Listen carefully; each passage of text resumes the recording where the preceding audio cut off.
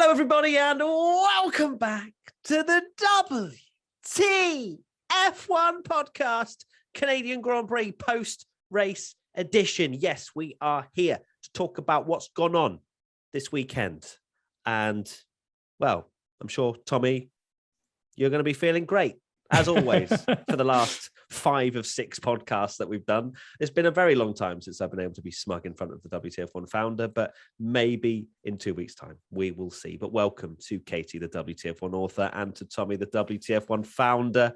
And welcome to Team WTF1 as well, who are watching us live on the Monday, live podcast for them. Visit WTF1.com/Team WTF1 if you want to get involved in live podcasts in the future. And we've also got events, we've got a Discord, we've got loads of stuff. Let's go and join Team WTF1. And also, this podcast is once again sponsored by the lovely people at Elgato, our season-long partners, and making us almost sound like professionals with this amazing equipment. So thank you to Elgato. Now, let's get into some 3-word race reviews, shall we?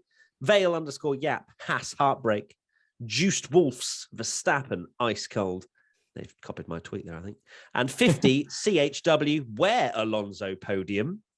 Not as many 3-word race reviews as usual, Tommy, but, you know, three, fine. That's fine. They're all about the same. Yeah.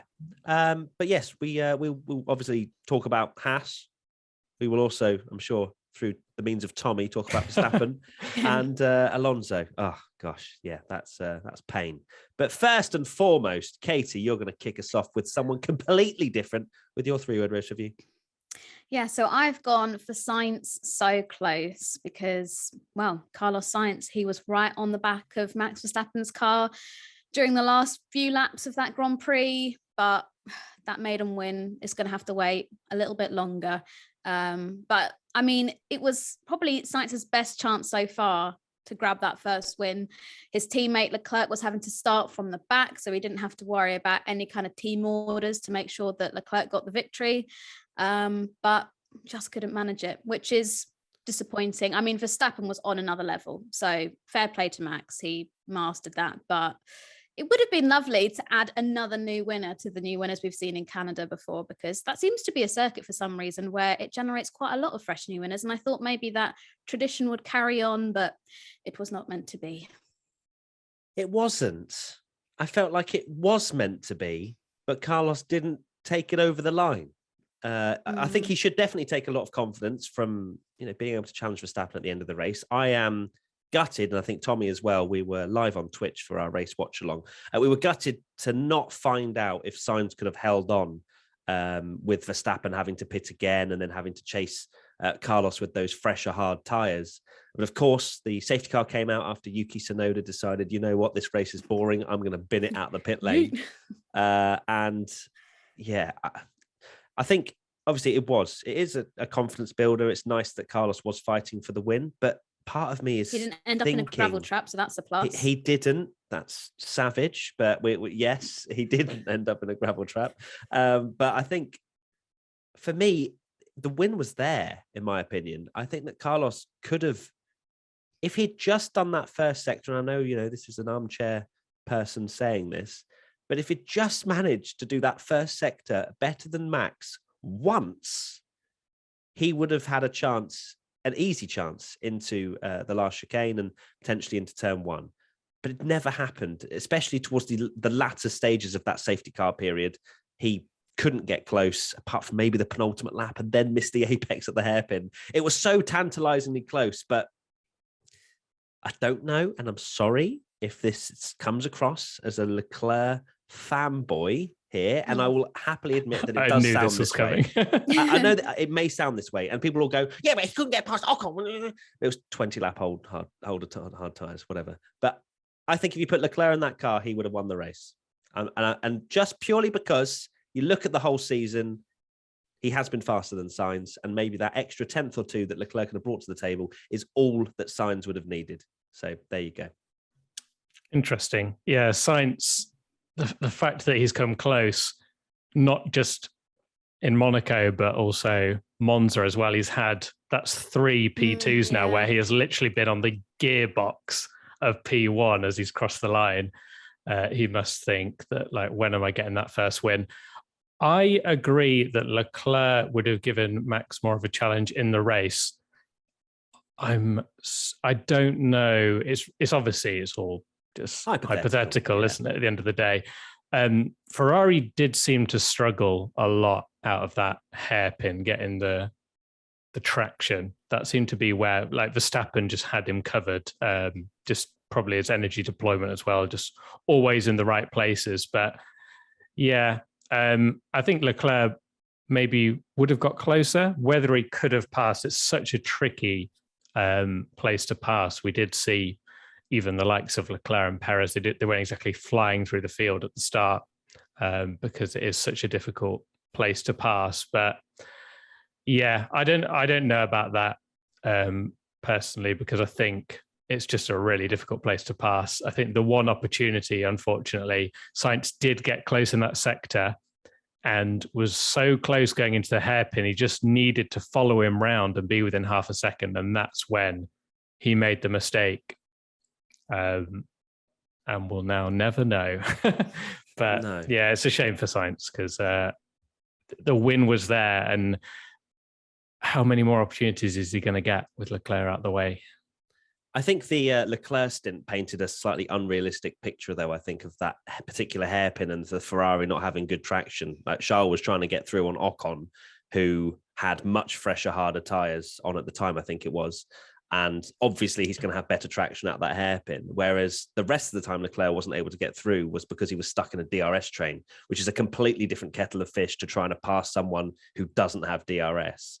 So I would say that's the reason why I'm saying that Leclerc, may not have made that mistake, for example, that Sainz made in the penultimate corner. That pressure that Sainz is obviously feeling to get that first win off his shoulders, and it was. I'm going to do a poll for our Team WTF1 people and see what they think, and then we'll see how it goes during the podcast. Yeah, we'll see how it goes. I can't wait for that to be a 95% no, but it's fine. We're all allowed opinions. So let's go into our first question, which is from Yuri_1996. Could Sainz have won if Ferrari boxed him for mediums during the safety car? It was only 20 laps and Leclerc drove 30 laps on the mediums. There was a lot of questions about this. But I think a lot of people forget that there is a certain tyre allocation allowed for each team. They get a set amount of softs, mediums and hards, and they use them throughout the weekend. And from our understanding, Carlos Sainz only had a fresh set of hards available. There's no point whacking an old set of mediums on, even if it's for 20 laps. That will kill his race. So they have to put the new set on. Unfortunately, they were hards, but the hards were a good race tyre. They may have taken a little bit longer to warm up, but that was the only strategy Ferrari could have done. And for me, it was the right decision to do. Obviously, he had slightly fresher tyres than Verstappen. He was able to go on the attack. But yeah, there was no other alternate strategy for Ferrari to go on that would have allowed him to put on the mediums. The softs weren't a race tyre from what that we saw in practice. I think Leclerc did 15 laps on the softs. They're just much softer, obviously, and they might be quick out the box in the first few laps. But for a stint like that, when you're going on the attack behind a driver as well, suffering with a bit of turbulence, sliding a bit, the tyre temperatures are going to go through the roof, and those softs will fall off very quickly. So for me, Ferrari did nothing wrong choosing the hards in that particular moment. Yeah, if they had no tyres, there's nothing they could do, really. I thought on the watch along when we were saying, I was like, oh, you'd put mediums on, but clearly if you didn't have any, then there's nothing they can do there because, like you say, worn mediums is just... I think you were crying out for the softs, actually, Tommy. You were like, roll the dice. Yes, get you do wonder, though, even if you'd have been on soft or mediums, with their tyre deg. Yeah, with their tyre deg, even if Sainz had got past, Verstappen putting pressure on Sainz and knowing that Red Bull is pretty tasty in a straight line, it would be very interesting to see. Speaking of interesting to see, you kind of mentioned it very briefly at the start. It is a shame we never got to the battle between Sainz and Verstappen changed so many times with the strategy.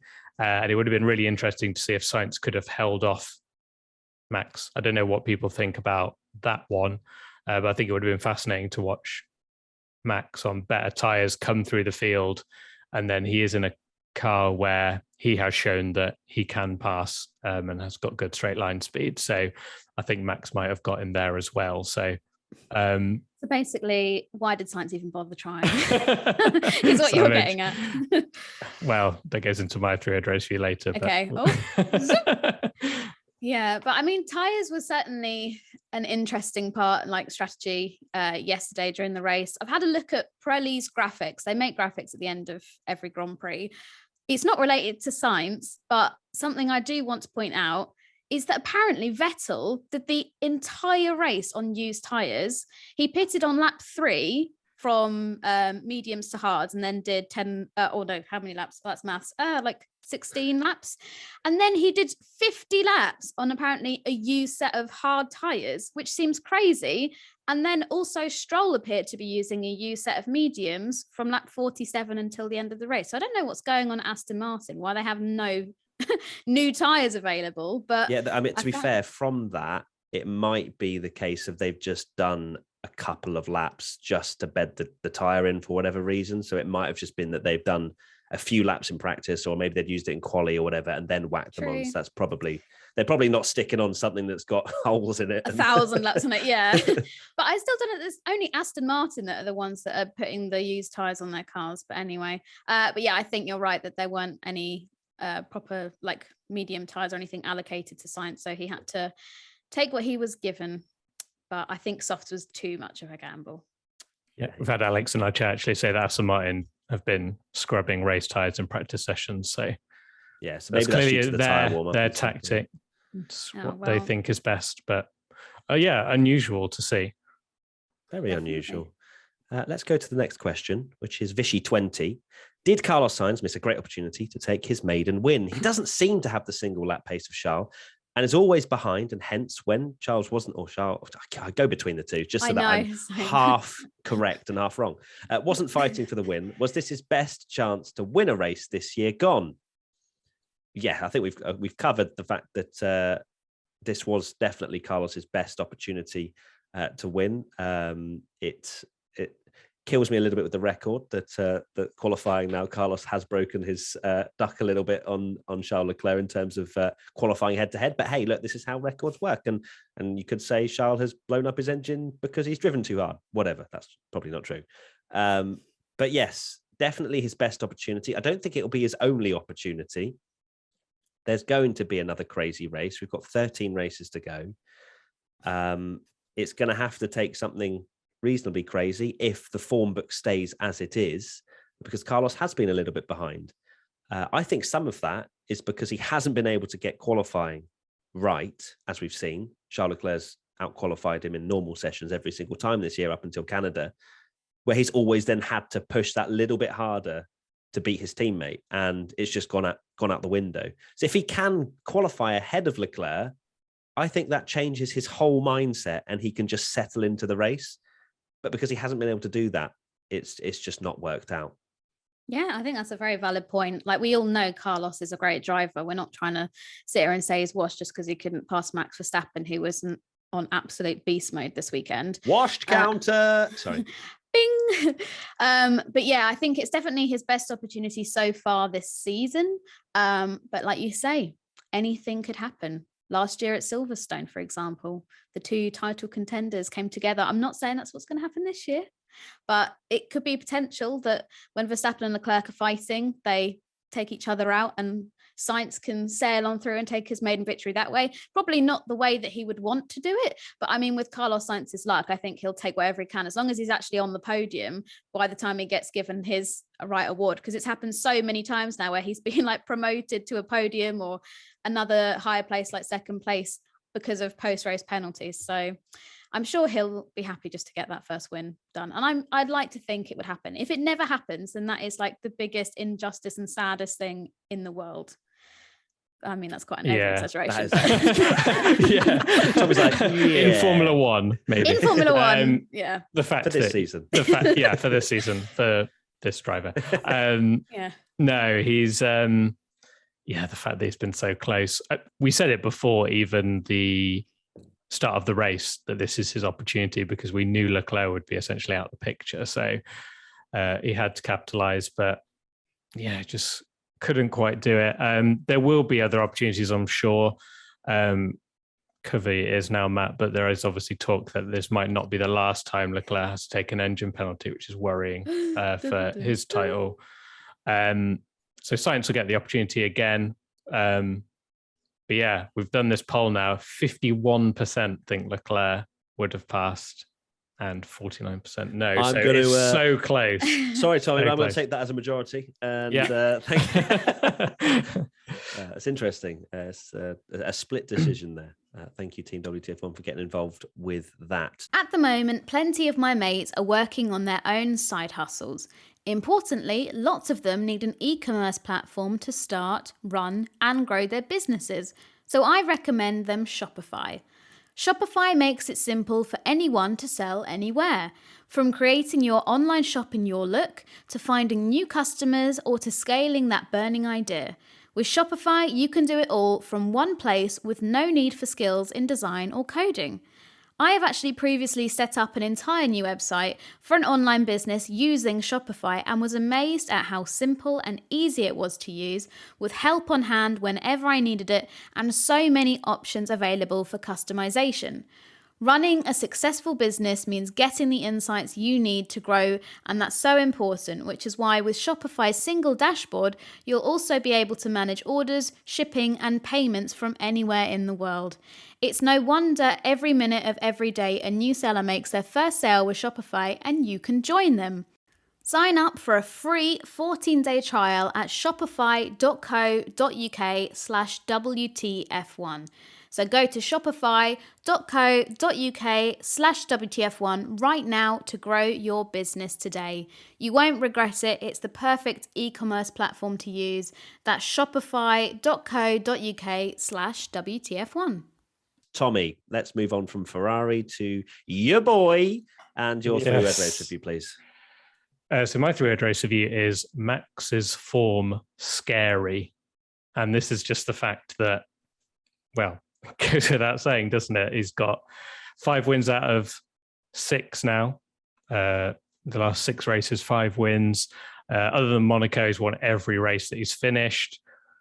This stat always it always gets brought up, but it's still ongoing, and it's crazy that if you get rid of Hungary, where he had half a car, you have to go back to November 2020 for the last time he finished off the podium with a working car. So it's whatever and he's had things thrown at him this year as well, like the DRS issue in Spain.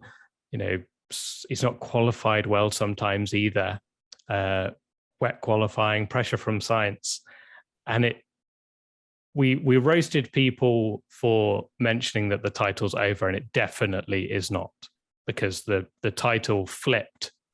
For one way, it can flip the other, and there's reliability, which we can go into later. Are you listening, Ferrari fans? Yeah. Are you listening? Hold on. Hold on. Is faith.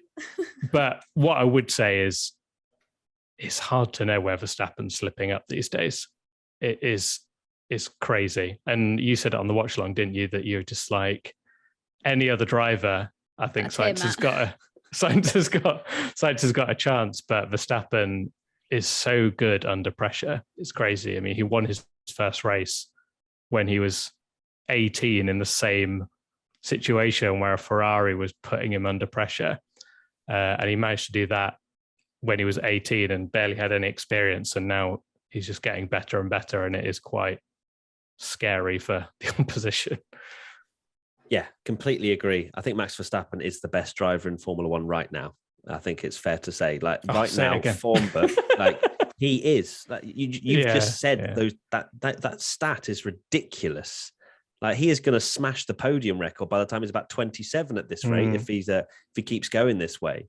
But yeah, he is always okay, apart from maybe Monaco, on form. I mean, third place is still a good result, as you've said so many times, Tommy. Like P3 for Monaco, and that's a bad race for Max Verstappen. But every single race weekend, he is there. There's never I don't like this track, or I don't get on with this track, or the setup's not great. He's always there. And that's how, obviously, he won the World Championship last year. He's leading the championship now by a comprehensive margin this year. And considering, I think I saw going around Twitter with, I mean, Twitter's, we all know what Twitter's like. But people saying, oh, Max wasn't under pressure. Like, after the safety car, Carlos was quicker. He had 3 doses of DRS to stay behind Max Verstappen. If Max makes one mistake in that first sector or a locked break into the hairpin, Carlos is through. He was perfect, I would say, throughout the entirety of that last stint. He couldn't pull away from Carlos, even though he tried very hard and almost got out of DRS a few times, probably with the use of a bit of energy deployment in different areas to try and extend that gap. But Max was absolutely on it. And I know I don't usually go on a bit of a rant about, or not a rant, but like a glorifying Max Verstappen speech, but he deserves it. You kind of just get used to Max Verstappen turning up every single weekend and being quick, but it's incredible. And I completely agree with you, Tommy. Max's form is incredibly scary. And if he has a working car, he will 100% be the world champion this year. There's no doubt in my mind. It's as simple as that. That's kind of heartbreaking to think about the optimism you had going into the season, Matt. And then... Well, yeah, that was when Leclerc was 34 points ahead in the championship. Now he's 49 back. So yeah, it was 46 ahead of Max as well. Because we mentioned the last chat is 95. Look, I just hyped your driver up, Tommy. Yeah, don't now come at me saying there's been a 95-point swing. I don't care. Yeah. Well, I was going to add in the fact that Leclerc's only had 1 podium in the last 6 races, which is pretty shocking as well. Obviously, most of it through no fault of his own, but that's the one thing I've written down for this entire podcast, but didn't mean it as like a mean way. But yeah, Max is just on it. We're definitely in our Max Verstappen domination era. He's just so intense and strong and not making any mistakes. We've seen it from him previously, but you can really only pick out a few examples of where maybe Max has made a mistake here or there. Bahrain last year comes to mind, but I mean, he's just on it, isn't he? Even without any team radio towards the end. Well, he could hear from the pit wall, but he couldn't communicate back. But fortunately, it sounds like when his radio went, it wasn't at like a vital time where he was telling the team he had an issue or anything like that. So it wasn't too much of a game changer. But yeah, he's just on it like a car bonnet. That's an old school saying. He's amazing. He's actually reminding me quite a lot of Sebastian Vettel era Red Bull at the moment, where he's won that first championship, and now it's just like, right, I've got the car now. Bye. Next one, please. Yeah, thank you. Yeah, it's mad. Okay, next question from Team WTF1 member Joran P. What package do you think would prevail over the distance of a season? Ferrari's fast cornering speed or Red Bull's superior straight line speed? Yes. Whichever car doesn't break down, I think. It's very difficult to say because you say Ferrari's fast cornering speed, and yet who won Monaco?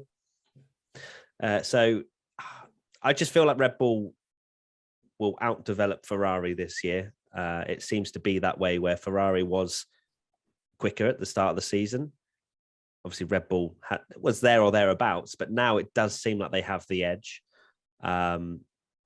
It's obviously very hypothetical and prediction based, but I think that Red Bull will have the faster car for the rest of the year, personally. Yeah, I've been inclined to agree with you there. I think it could be Red Bull, but yeah, we'll have to wait and see. I know it's very cliche, but you don't know what's round the next corner, which is not a comment about Ferrari being fast cornering speed. Ferrari are quick though. That obviously Red Bull have now won 6 from 6. But if you actually look at the results, and Miami, Max had it. Spain, Leclerc was going to win that race. Monaco, Leclerc was going to win that race.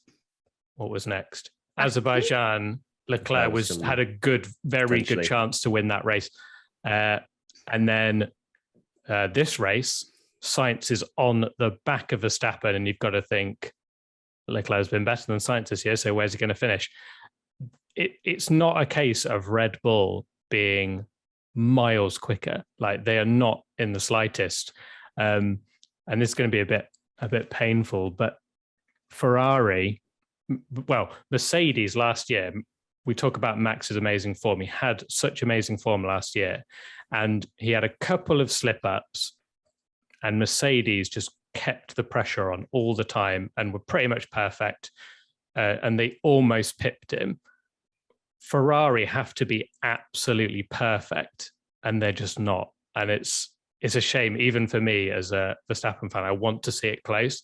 And even tiny errors like Leclerc, I don't know if it really affected his race in the end, but Leclerc having a slow pit stop, and of all the places you want it to be behind those 4 cars in a DRS train, it's just things like that just seem to happen to Ferrari, and you're just like, you have to be on it with everything if you're going to beat Verstappen in this form. And the sad reality is Ferrari are not, even though they've got a very, very, very good car. It's true. I guess what package, as Joran P says, I guess maybe we're looking at Ferrari as an overall package rather than just their philosophy of their car. But it goes more into just the fact that who's the quickest car, and I think we're showing that this year. But both teams have tripped over themselves. Red Bull have had DNFs, Ferrari have had DNFs, but Ferrari have also had strategy blunders. They've also had definitely more mistakes in terms of the strategy side of things. So look, it can change. Maybe Ferrari will learn. That's a nice idea. Maybe this year. This is Ferrari's year. Yeah, this is the one. Maybe next year. Cross off. Everybody. It's like those calendars where it's like 0 days since working. So this is Ferrari's year. Just rip it off every year. Next question. Caffeined MTG. With another Red Bull going down to a hydraulic failure, is it safe to say that both Red Bull and Ferrari still have reliability issues going forward? Yes. They are very, very quick, but they still have problems. But a team will always take being quick and having reliability issues than not being quick and being very... reliably finishing 13th or something, yeah. Yeah, I mean, Mercedes have been a great example of utilising a car that's not the best, but finishing in the points all the time. And Mercedes will take that just purely because, they're trying to figure out their philosophy right now. But you'd still rather be Red Bull and Ferrari winning a lot of races, or if you're Red Bull winning a lot of races and then having a few DNFs at the start. But yeah, it's. I think we said it on the Twitch watch along, didn't we, Tommy? How many failures we're seeing for top teams is unheard of. It's mad. It is actually insane. Yeah, the fact that it's affecting the top teams, and even just reliability at all. We had a lot of pre-season questions when we did our pre-season podcast, and there was a lot of intrigue over the new rules, and a lot of people were mentioning reliability, and we just dismissed it because it's aero regs, right? The actual fundamental parts of the engines and things haven't really changed all too much. So I didn't see this coming, to be honest, at all. In 2014, you had a lot of failures. Red Bull, for example, went from being absolutely dominant to their car just being horrendously unreliable, and they couldn't do any testing. And then obviously you had McLaren, Honda, and teams like that were really struggling. But the reliability has been a huge shock for me because I just did not see it happening. And the fact that it's hit a Red Bull again, that was something that it's another reason why you cannot just say the title's over already, because it has swung one way, it can swing back the next. And we're still only, 8 races into a 22 race season? 9 now. Yeah. So not even halfway. Exactly. I mean, after Baku, with obviously Ferrari and their double DNF, we had loads of questions to be like, oh, so Red Bull, are they just going to walk away with the title now because they've got the more reliable car? And I remember us saying, hang on a minute.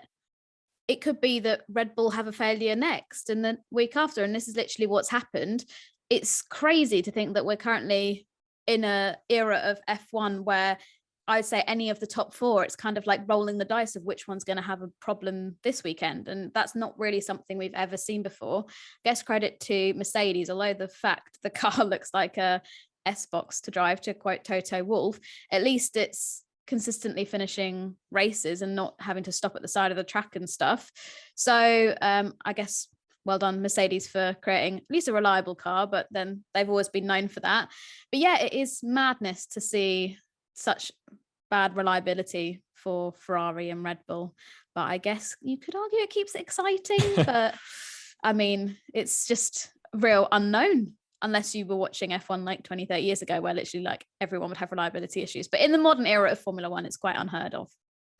Natalie in our chat has made a very good point that Russell still has more points than Sainz, which is mad in a car that you've got to say is probably over a race distance, 20, 30 seconds slower every weekend without fail, and yet 9 races in, he's ahead in the championship. So that does show a bit of reliability from that side and how it can hurt you bad. Reliability and also mistakes as well. Well, some of the Sainz ones have been more mistakes as well. So it's been pretty even split, hasn't it? Right, let's move on away from Ferrari now because I can't cope anymore. My 3-word race review is Alonso's Alpine. What could have been, and it just feels like that is Fernando Alonso's season as a whole, really. Career. What could have? Career. But that was mainly down to himself burning bridges, if anything, wasn't it? So, but yeah, Fernando Alonso's weekend was looking so good after qualifying second in a wet quali, but it soon unravelled very quickly. Apparently, lap 20. According to Fernando, and I take some things that Fernando says with a pinch of salt, but lap 20 of 70, he had an engine issue, which apparently was costing him a second on the straights. Now, that's quite a lot of time in F1 terms. I was going to say, we actually have got a video going out, which you will, if you're Team WTF1, you're watching live, it's going out today. If you're watching on the podcast, you probably would have already seen it yesterday, so it's fine. I can talk about it. But yeah, a second on the straights, which I thought was like, I feel like that would have been a lot more evident for us watching if it was a full-blown second. But then he also said he was driving kamikaze in the corners in order for him to stay within DRS of the car ahead, because that was the only way he was going to defend from the positions behind. So yeah, it was quite interesting. And I love how that happened, but also on the flip side, we had a team radio of him going, "Let me attack Ocon." So I don't know if he was fully just Alonso things. Yeah, I don't know if he was fully in the picture, because Alpine actually made Esteban slow down in order for Fernando to stay within DRS of his teammate, so that he could then stay in that position.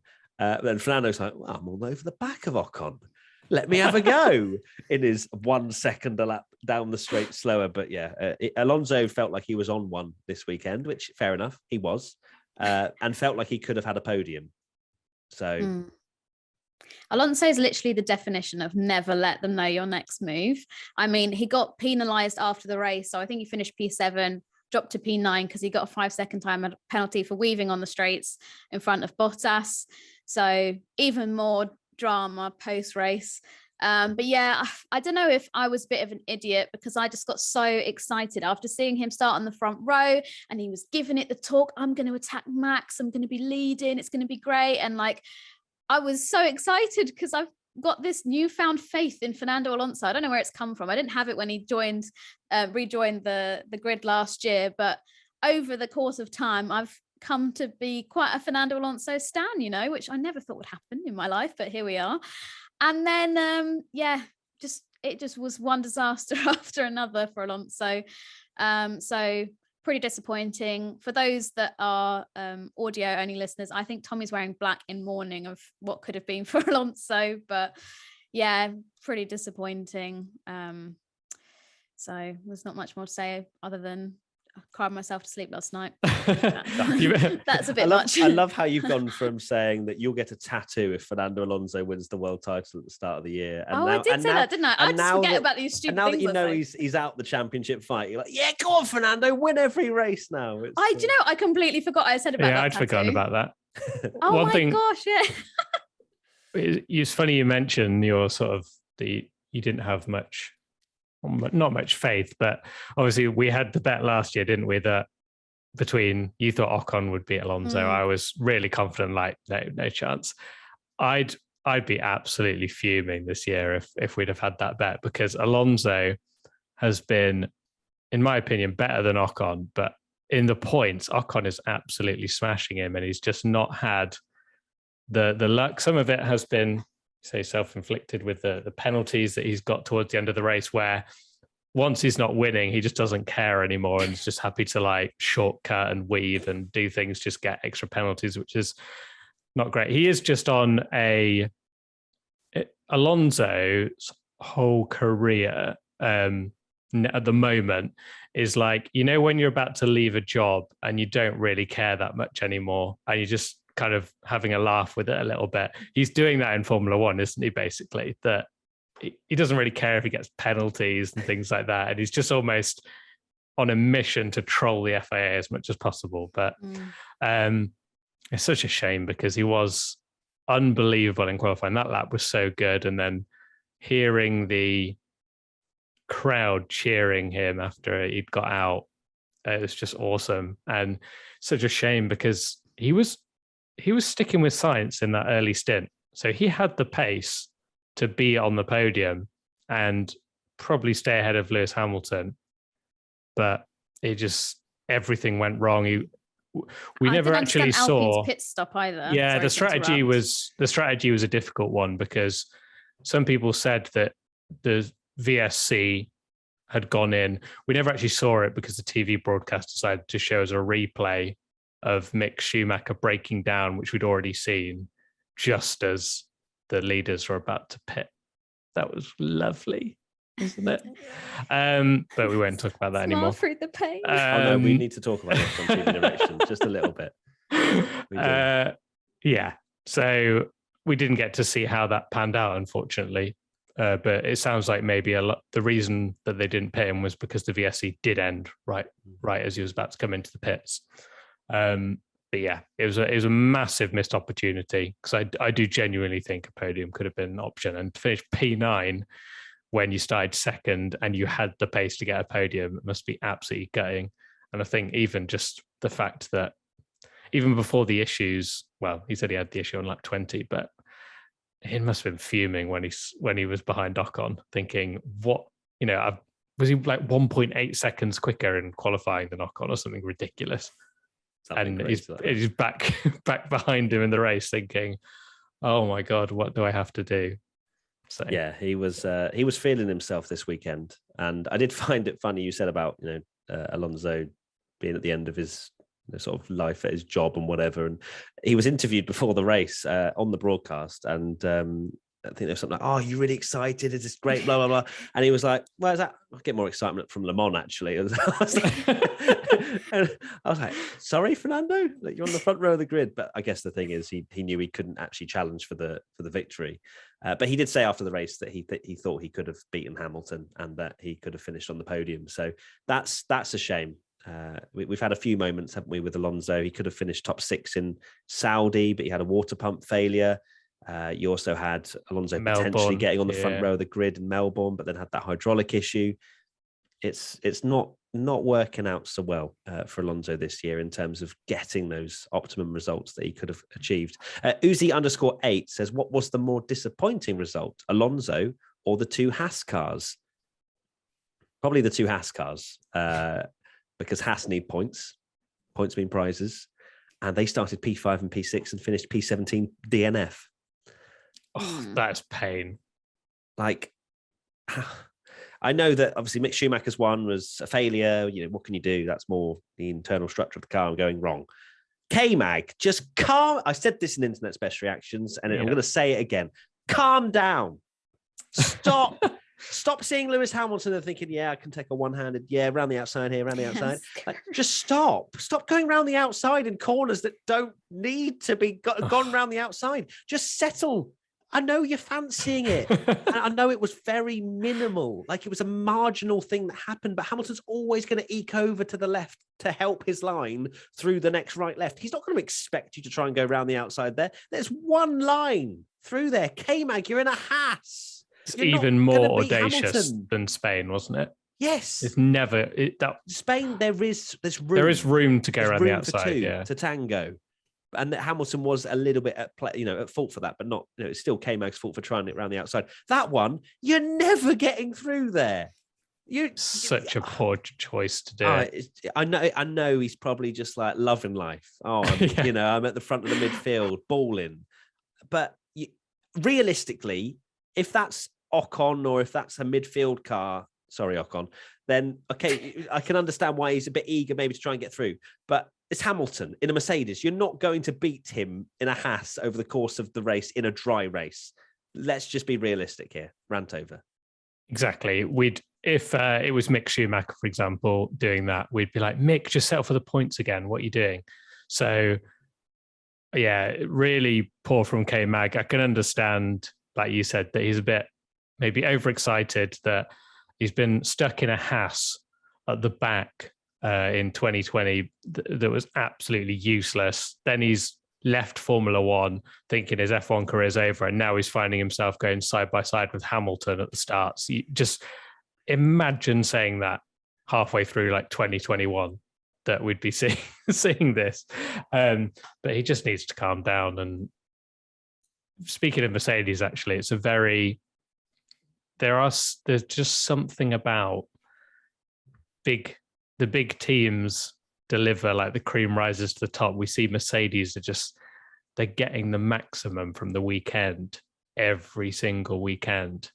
And Haas are the polar opposite, where a performance like that, they just need to, even if they finish 9th and 10th and they're just getting some points, but to have a DNF and then Magnussen just ruin his race at the first lap, it's gutting.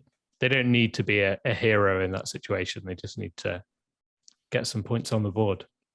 Exactly. And it is deja vu, as we were saying, because this is not the first time it's happened. It's happened multiple times this season.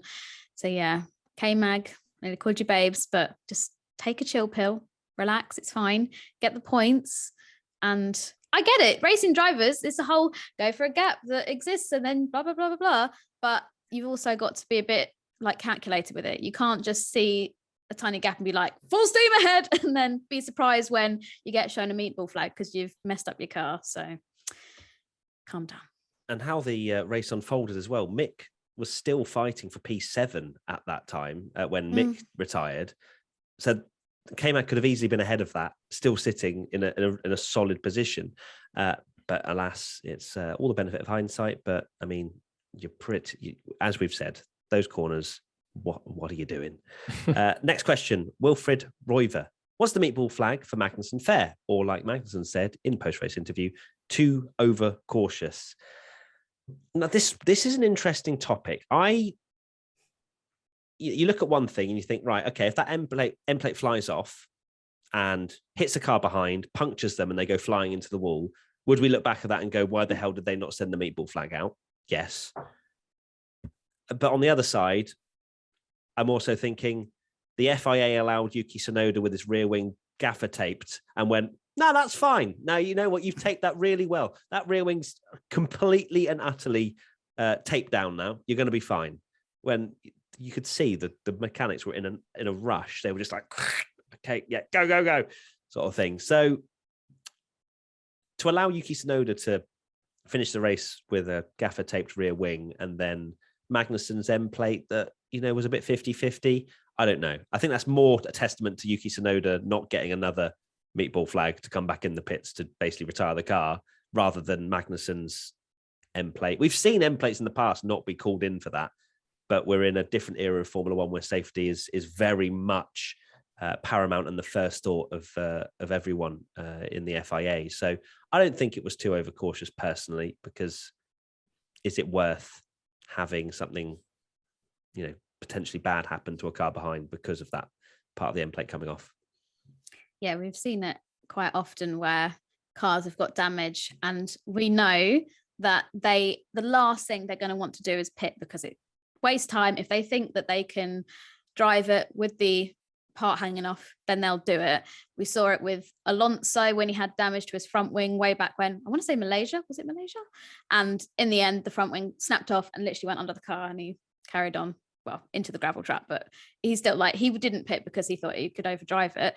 But I found a quote from Kevin Magnussen, somebody who doesn't skip around what he's trying to say, which is another reason why I've got a lot of respect for him. So apparently he was telling print journalists after his interviews in the TV pen, he said, I was talking to Ocon now and he was just joking about how he told the FIA that it was really bad and then said, if you know you can influence the FIA like that, you're going to do it, aren't you? Which is what he did, fair play, but you've got to let us drive with that bleep word.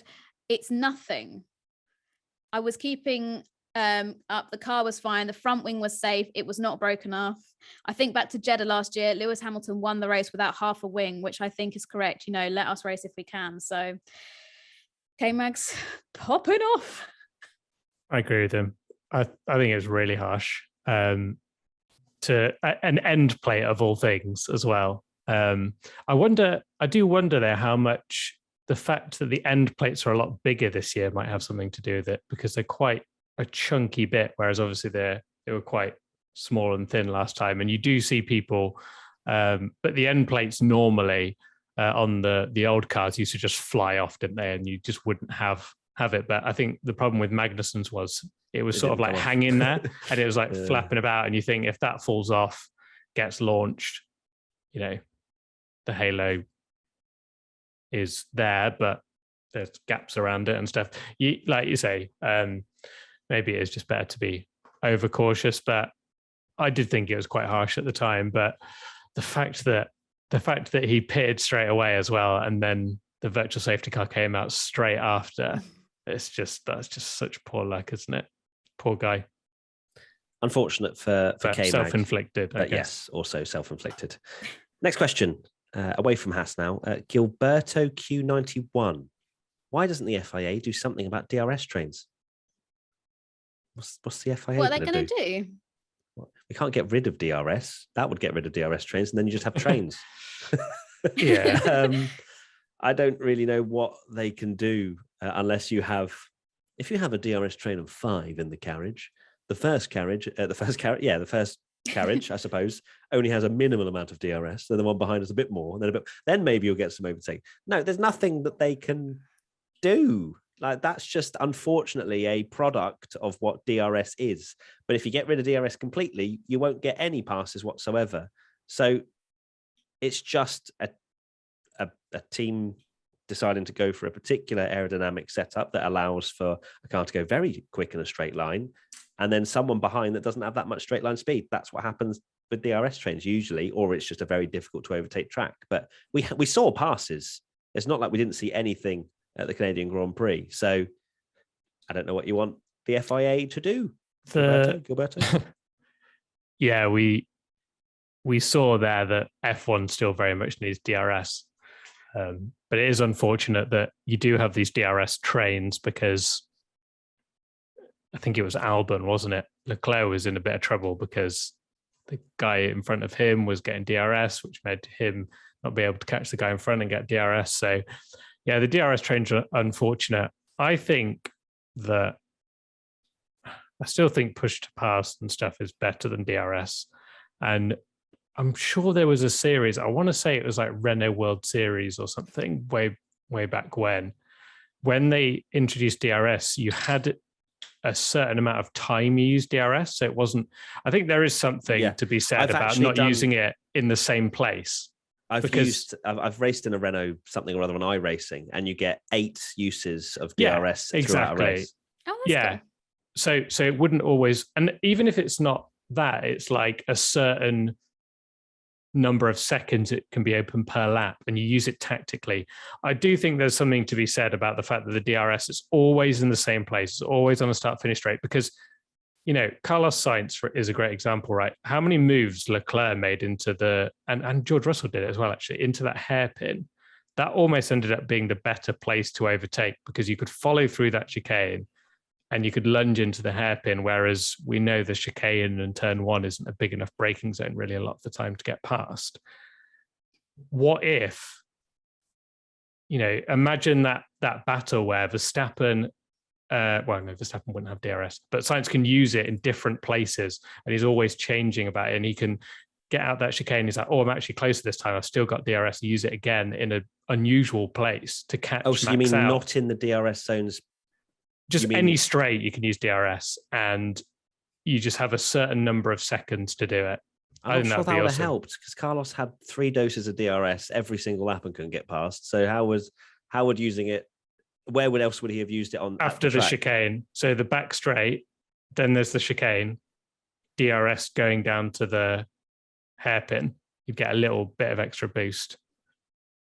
Yeah, it's a very tiny boost, but I just think even disregarding the Sainz and Verstappen battle, I do think it would be better for Formula One if DRS is 100% needed, but I think there's something to be done about why does it always have to be in exactly the same place, and why does everyone always have to use it exactly the same time? limit it, or like IndyCar's so great because you get to the end of the race and some people have got more push to pass and stuff at the end, and it creates excitement that way.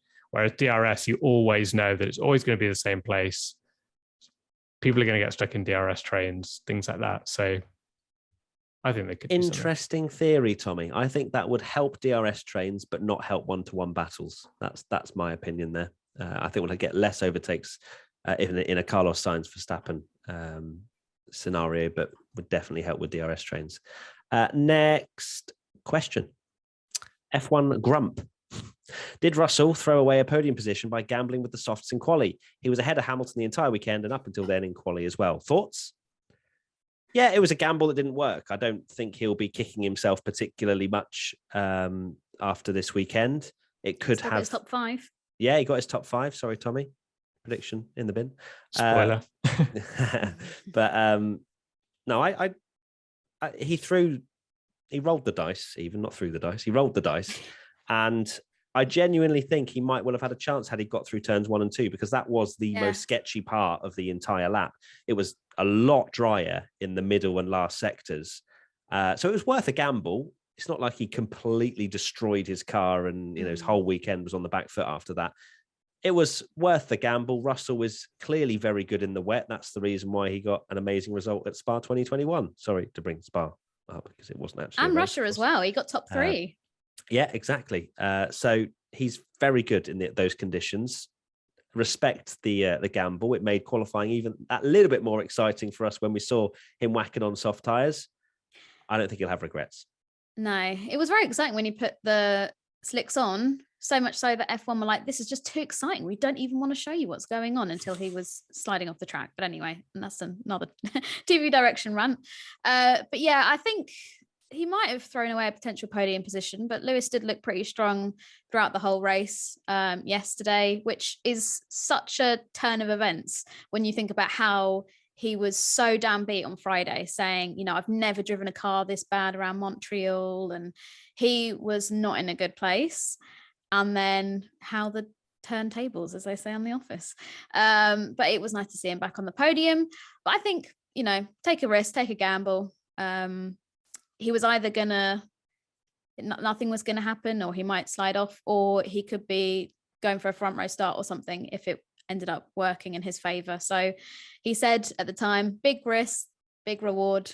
And unfortunately, this one just didn't work out. But I appreciate the hustle, Yeah, the hustle from Russell. Hey! Yeah, I love it when things rhyme. Irony of ironies as well was Jenson Button, of all people, going absolutely in on him during the coverage, saying that it was a stupid decision to tie gamble, when Jenson Button used to do that in every situation. When there was a wet race, he'd be the one to take a gamble, and sometimes it would work and then sometimes it wouldn't, and then the time it worked, it'd make him look like he was this tyre genius god that would know the wet conditions and stuff. So the fact that he was going in on him was a bit of a weird one for me, but it's worth the gamble. Like you say, they're not really in the fight with things and stuff, and just it could have been an absolute unbelievable moment. And if he sticks it on pole, everyone's just going, wow, what a gamble. So these are the risks of Formula One. Sometimes you just have to do it. But Hamilton was really quick at the end. He seemed to completely leave Russell behind. I don't know if there's any more on why that was, or if Hamilton was just on one, because he is great around Montreal. But I thought maybe we might get a bit of racing between Russell and Hamilton, but Hamilton just was like, no, see you later, and just was on. That might have happened, but then Mercedes decided to pit them both at the same time, even though Russell had fresher tyres behind. And but even when they started, Hamilton checked out, didn't he? So.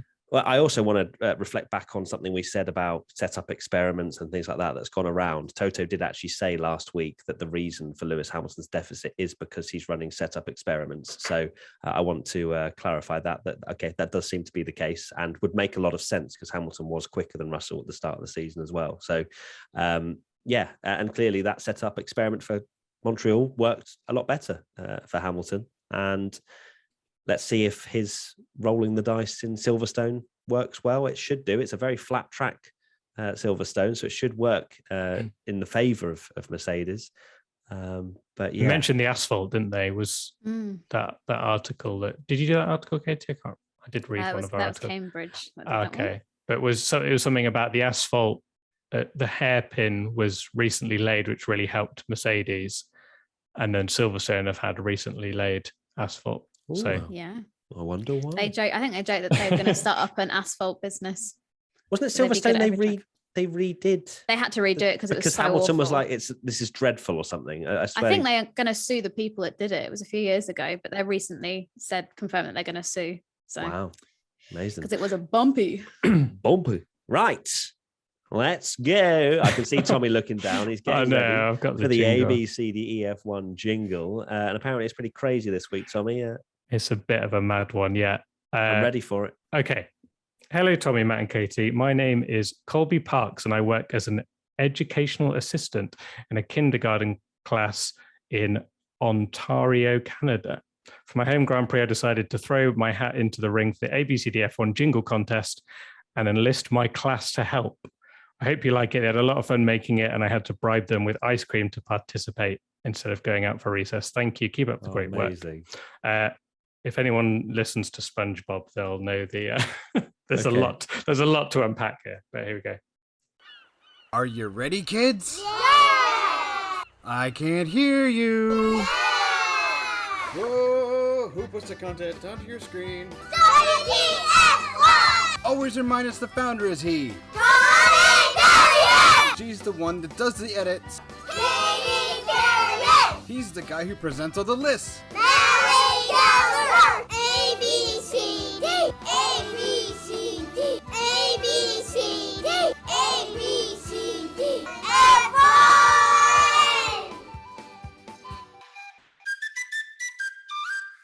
Wow. There's a lot going on there. Yeah, I'll put the actual audio. I'll put the actual audio into the edit so people can hear it better. But they're going on about what was the lyrics? WTF, Can you go through the lyrics for me? It was something along the lines of who makes the content, WTF1, who's the founder, Tom Bellingham, who's this, and it's like the kids are like shouting WTF1 and our names and stuff.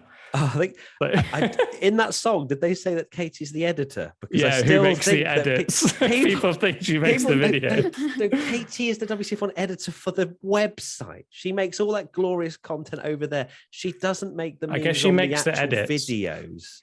But yeah, on the website. Just wanted to clarify that because I think there's still comments that pop up on our videos going, "I love this one, Casey. Really enjoyed this edit." And I'm like, that's the glory. But yeah, that's good fun. Wow. Well, that's probably most definitely the most effort we've heard because that must have taken a whole class involved. Fair play. That is amazing. And that next was we need Wembley Stadium. What was their name again, Tommy? They were Colby Parks. It is done, Prince Edward Collegiate Institute in Picton, Ontario, Canada. So what? Collegiate?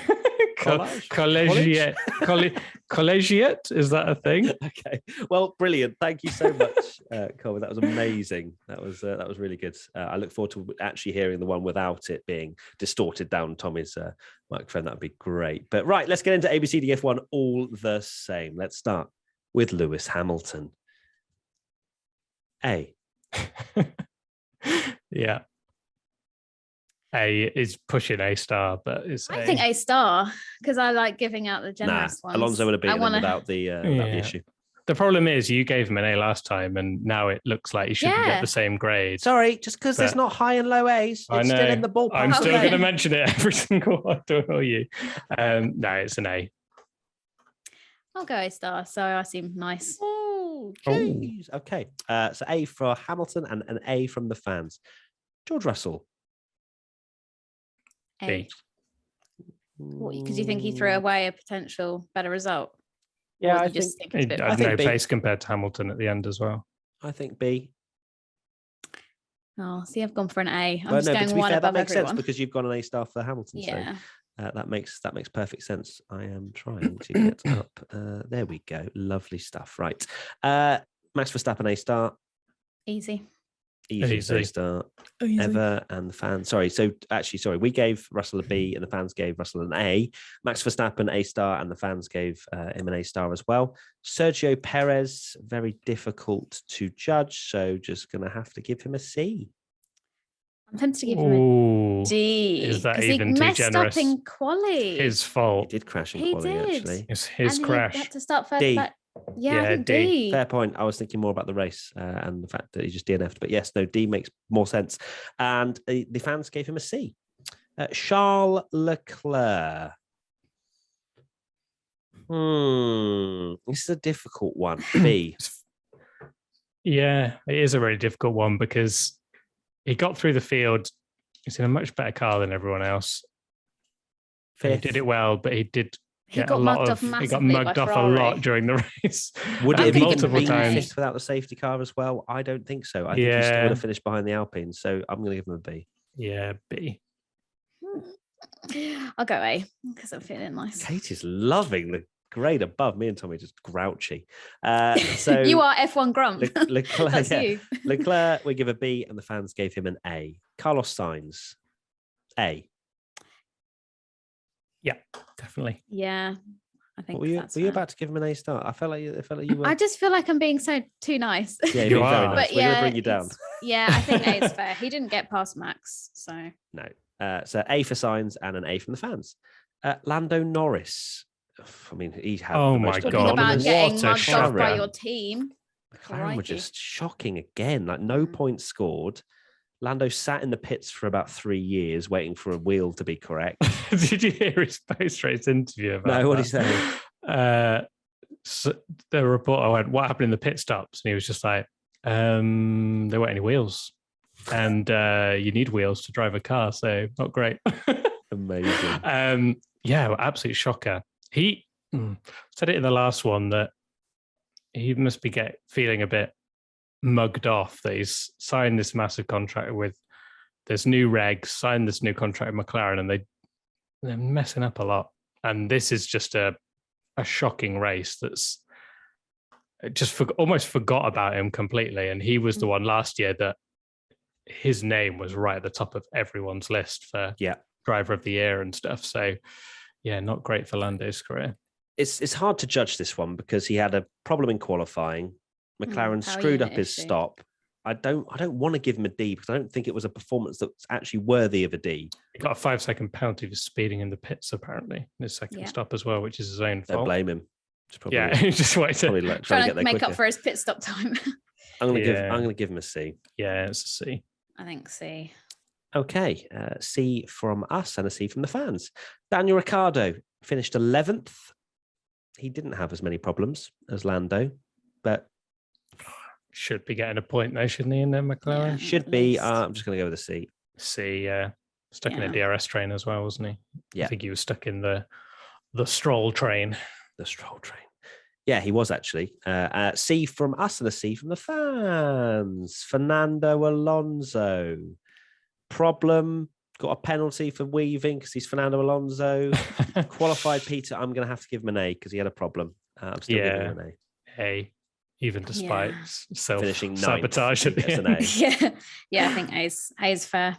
Fair enough. So A from us and a B from the fans. Esteban Ocon finished P6.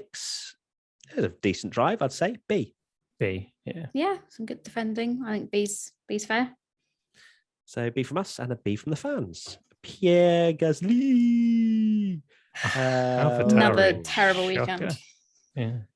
Completely anonymous. I can't believe he got knocked out Q1. I'm still furious about that. Yuki was beating him comprehensively. Yeah. He is saying he had brake issues this weekend. D. All the time.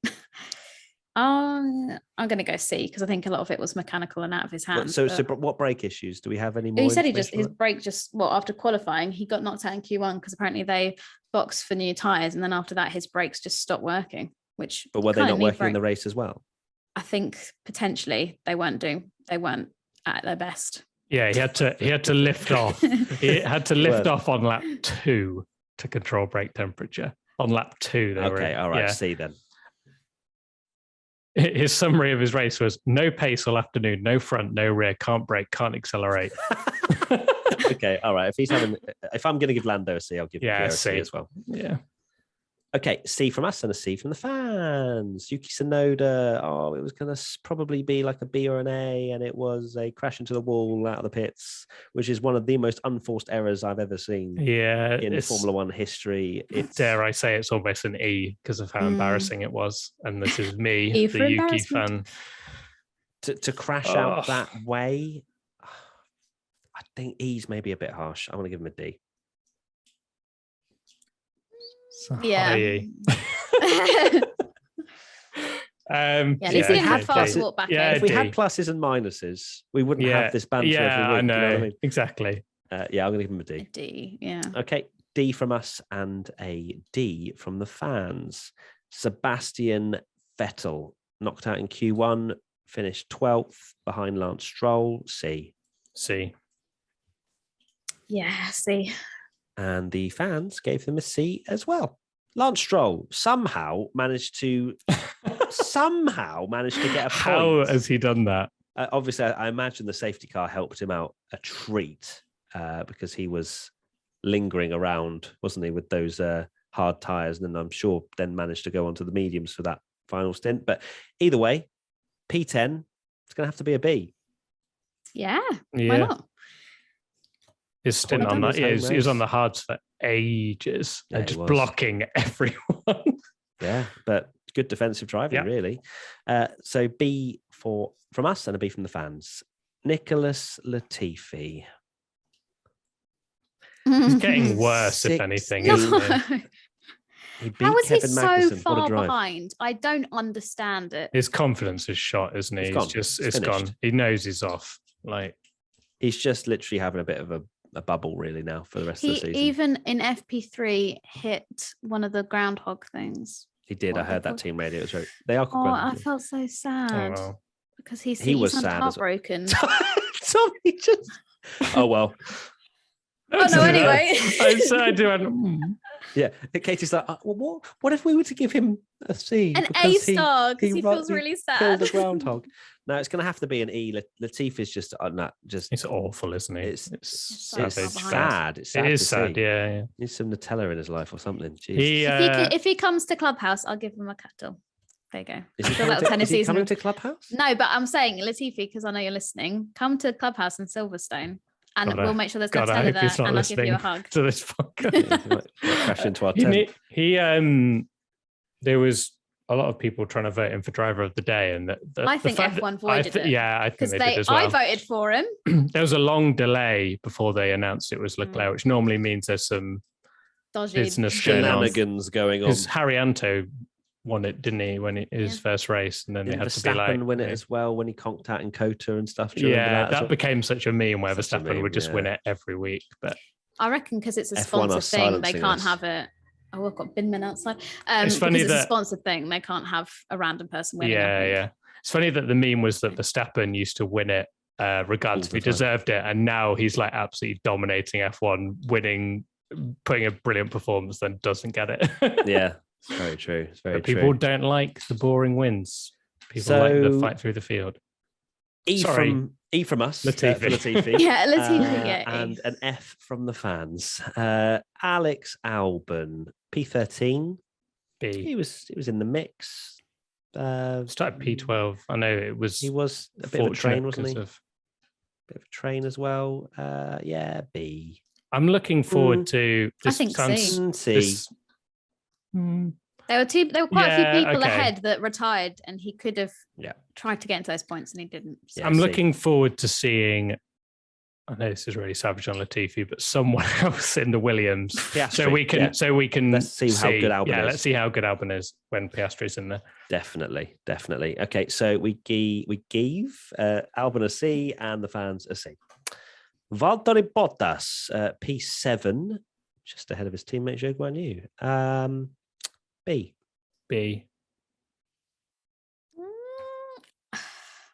I'm going to go A just because of what I want to give Zhou Guanyu. So it's fair. Okay. So a B from us and a B from the fans. Zhou Guanyu, A. A star! A for Joe. You won't I want to give him an A-star. Yeah, why not? I know he finished behind his teammates, so the theory of like ranking them is quite flawed. To be fair, but he outqualified him. He got his best points finished. How did he end up behind him in the end? Bottas he did his only stop behind the safety car, I think, and then Joe was in the Stroll train, I think, for quite a while. He was actually. He was stuck behind him. Moves. Yeah, it's not an A-star. No way is it an A-star. You can't give Bottas a B. It's ahead of him. Give him an A. So I gave him an A. Oh, sorry. Yeah, I mean, but still, an A-star for 8th. No, it was a very impressive performance, and it's great to see him getting stuck in. But yeah, for me, it's an A. But if you want to go A-star, Katie, I'm not going to stop you. Okay, and Tommy, you're not going to go an A-star, are you? No, it's an A. Great to see. Though he deserves a bit of luck. And he deserves some praise as well. Well yeah, done, he does. Joe Guan Yu. So an A from us and an A from the fans. K-Mag. It's going to have to be a E. Yeah, I think so. Damn. It's really harsh, but I think... But he hasn't learned from Spain. No. He's done it again. It ruined his race. I know it was unlucky. No, okay, maybe a D. It was marginal. It's a high E. Tommy, it's a D for Kilo from me. Yeah, a D. It's a very small mistake, but a very costly one that he should know better. Yeah. Yeah. Did you go for a D as well, Katie? I did, yeah. Okay, so D from us and a C from the fans. Mick Schumacher was running so well. Then he did drop a lot of positions at the start, though. Yeah. It wasn't all perfect. B. So B. I think a B, yeah. And a B from the fans as well. Right, Canadian Grand Prix predictions. Sebastian Vettel scores points again. That worked well. No. And Leclerc win. Good. Why did I predict that? Katie, I did not enjoy that laugh whatsoever. Sorry, that was really mean. That sounded like a soundboard laugh. Evil laugh. So no points for me. Moving on, Katie. Oh, let's go to yours then. Yeah, let's clip that same laugh. Somebody crashes at the Wall of Champions. Didn't happen. So very well done to everybody. Kept out of it. And I've put more drama for the Ferrari power units. Matt shaking his head. We know we even said it during our stream that you'd be asking half a point for this. Yeah. There's no way. Okay. I'll take no way. I've gone for Alonso top 5 in quali. Thank you very much. And first time Russell out of the top 5. That is impossible to happen, apparently. Yeah, apparently even Tommy saying it doesn't allow it to happen. As fans, well done, Tommy. Abish 532-11473. We might see a first time winner considering some drivers have got their first win at Canada. So close. Very close. X Greg, Leclerc pole position and not winning. No. And Thomas Phipps 12, Vettel top 5. No. British Grand Prix predictions. Yeah, half a point. No. British Grand Prix predictions. I've gone for Max Verstappen, bad luck. Whatever that might be. Manifesting. It might just be a lockup. And Ferrari finally win again. Channeling. Manifesting. I've gone for Verstappen, Grand Chelem. So we'll see. Please and then Leclerc back on the podium. He's done it once in the last 6 races. Fair, I will not have that. That stat is mad. That is mad. I did not see that coming. I know a lot of it has been because it kind of keeps breaking down stuff, but I've gone for a spicy one. I've gone for Russell Hamilton. I'm going to have a bit of a fallout at Silverstone. How do you mean? What do you mean? So like they're going to play orders. Jenga and like not. Yeah, maybe. I'll be getting half a point if that happens. But I reckon, we'll see a bit of team orders or something like that, or not. Even if they're just sort of in the same bit of the track, and they're, like Alonso was wanting to get past Ocon, stuff like that. That sounds like Tommy's going to try and cash in points. Even if they're basically 10 seconds apart on track and say nothing. They're like, well, they didn't speak to each other. Double McLaren points as well. Interesting. Why not? Actually, I did check a little bit ago. Because your bet, Tommy, was that you were going to buy merch for whoever. What's that now? Is so it still the top 4? No, McLaren are still ahead of Alpine by 8 points, I think it is. So that's close. The dream is still alive. What's the bet again? McLaren on 60. So Tommy said he'd buy merch for, a lot of merch, I think it was, for whatever team, if a team break into the top 4. And right now, the top 4 are the same as what they were last year. I'll sit on the podcast with them merch on, like It has to be full t-shirt. Yeah. So you got Alpine 8 points behind McLaren. So McLaren was 65, Alpine 57, Alfa Romeo 51, and then AlphaTauri 27. It's not impossible. It's not impossible at all. Red Bull 304, Ferrari 228, Mercedes 188. How are Mercedes 40 points behind Ferrari, please? That is unbelievable. I just know Ferrari are going to finish third in the constructors. I just know it. No, they can't. Fans, Giovanni Kane 05, Ferrari 1-2 with Leclerc win and fastest lap. That is definitely my burner account. Thank you, Giovanni. Bernard Spiteri, Mick first points. I feel like we've had that so many times. And Chelsea _enjoyer. There will be 0 Brits on the podium. Interesting. Don't forget last year as well, it was like one of the only races where Mazepin actually beat Mick Schumacher. Not saying that that's going to mean anything, but didn't go his way last year. In the Formula 2 race that was going on at the back of the Formula 1 field, right? No. It was very much that was true. 18 cars. We were watching it, yeah. 10 minutes later. Where's the Haas? And there's the Haas. Oh, there's the Haas. They're on lap 3 and everyone else on lap 8. Okay, that is it. We're done. We're finished. Finito. Tommy, final thoughts? Just straight in. Didn't even allow you to process. My final thoughts are that I really hope the Silverstone crowd do not boo Max Verstappen, because there was a lot of talk before Zandvoort of whether the Dutch crowd were going to, boo Hamilton, and there's all this controversy. And I thought the Dutch crowd were very good and respectful. Probably helped a lot that he finished second behind Verstappen. Yes, but they were very respectful. We were there, and I just do really hope that now. Well, you never know. Maybe Mercedes are going to be quick, but now we've not got the Brits at the front. They're going to be respectful, and I know Max isn't the most popular driver in the UK, but I hope he doesn't get booed. Okay, be Katie? Nice. Mine is, but I'm excited to see people at WTF1 Clubhouse, because that's next. Oh my God. Yeah. That's mad. It's crazy. It is. We're going to be doing live podcasts. So we're actually going to be recording podcasts in person, which is going to be exciting. Yeah. And catching up with lots of lovely WTF1 listeners and Team WTF1. And it's going to be awesome. And I can't wait. Yeah. Should be mega. So looking forward to that. I am very much looking forward to just seeing some of you all at the British Grand Prix. That'll be amazing to do meetups and say hello. And it's one of my favorite weekends of the year. Big campsite this year as well. Big old 700 people apparently or something. Yep, something crazy like that. We've got a lot of people staying with us. We've got lots of exciting things at the WTF1 Clubhouse. If you think, wow, I want to be part of that next year, don't worry. We'll be launching some stuff very soon. So that is it. Thank you, everybody. Thank you, Tommy, Katie. Thank you to Team WTF1 for watching live here on the Monday. If you want to join Team WTF1, there's a link in the description. Apart from that, thank you so much. We're on Twitch. Go and follow that as well. Oh, yeah. Loads of we're doing the watch-alongs as well at Silverstone. So. We are indeed not at the track. We'll be doing the watch-alongs from a room. So we'll have the window open and try to hear the F1 cars. But thank you everybody for watching and listening. #WTF1 podcast if you want to get involved next time. And 5 stars, good feedback, great feedback, whatever you want to do on whatever platform you are currently consuming our content on. Katie's just punched her microphone. And on that note, we'll see you in a couple of weeks for our next post-race podcast. But we've got lots of stuff on Twitch, so go follow us there. Okay. Bye. Bye. Say bye, Tommy. Bye, Tommy.